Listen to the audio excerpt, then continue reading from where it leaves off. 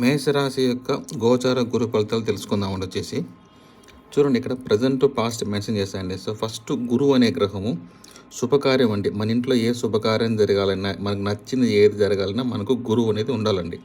So గురువు మనకు మేషరాశి వారికి 2వ స్థానంలో వస్తున్నాడండి, మే 1వ తారీఖు. సో అప్పుడు 2వ స్థానానికి భావానికి సంబంధించిన ధన, వాక్కు, అంతే ధనస్థానము, వాక్కు స్థానం చెప్తాం. తర్వాత కుటుంబ స్థానం అండి, ఈ 3 చెప్తాము.